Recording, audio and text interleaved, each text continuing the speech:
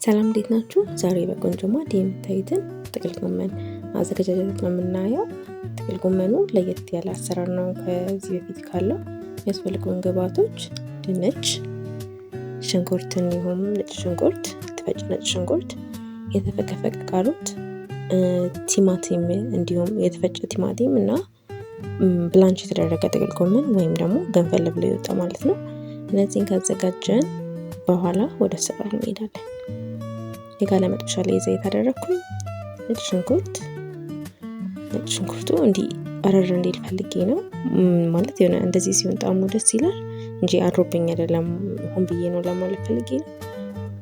ሽንኩርታችንን በዚህ መልኩ ከነጭ ሽንኩርቱ ጋር በደንብ አድርገን እናዋህደዋለን።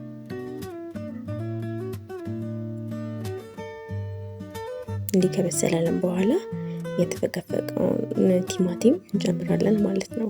ቲማቲሙ እዚህ ጋር ውሃውን መጨረስ አለበት ግዴታ፣ ያለበዛ ቴስቱ ጥሩ አይሆንም።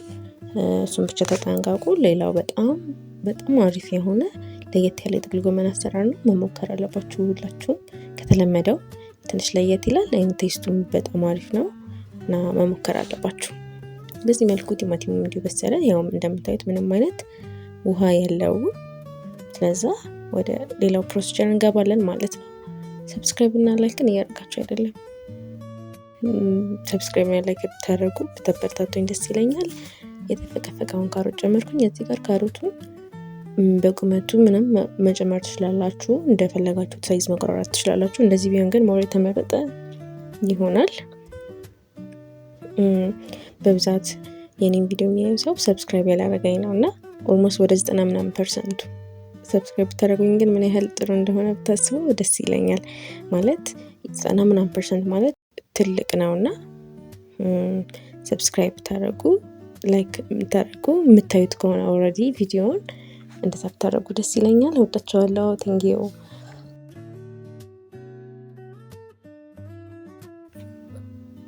እንደዚህ ካሮቱን ከጠበስነው በኋላ ድንቹን እንጨምርበታለን። ድንቹን እዚህ ጋር እናንተ ሳይዙን አነሳ አድርጉት ቶሎ እንዲበስልላችሁ።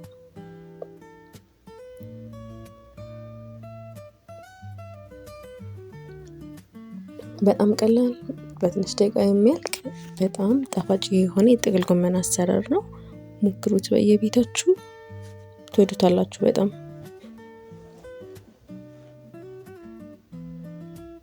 ድሮ ቲማቲም ምናምን እንዲህ ጥቅል ጎመን ላይ በኖርማል አሰራሩ ሲሰራ ጣዕሙ ደስ የማይል ነገር አለው። ይሄ ግን በመጀመሪያ ተቁላልቶ ምናምን ከሆነ ጀስት ከለር ብቻ ነው የሚሰጠው እና ቴስት ነው የሚሰጠው እንጂ ይሄ የሚደብር ነገር ምናምን የለውም።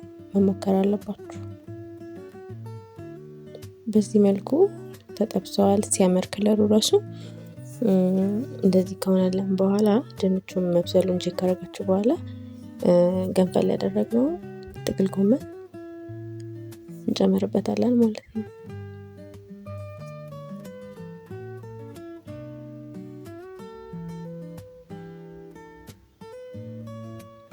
ከዛ እናዋህደዋለን።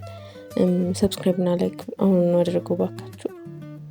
የተለያየ ቪዲዮዎች እንድለቅ እኛንም እንድታበረታቱን ላይክ እና ሰብስክራይብ ታደርጉን ደስ ይለኛል። እስከዛሬ ሰብስክራይብ እና ላይክ ላደረጋችሁን በጣም አመሰግናለሁ። ወዳችኋለሁ። አመሰግናለሁ። ሌላ ምን መስራት ማየት እንደምትፈልጉ ኮሜንት ላይ ብትጽፉልኝ ደስ ይለኛል።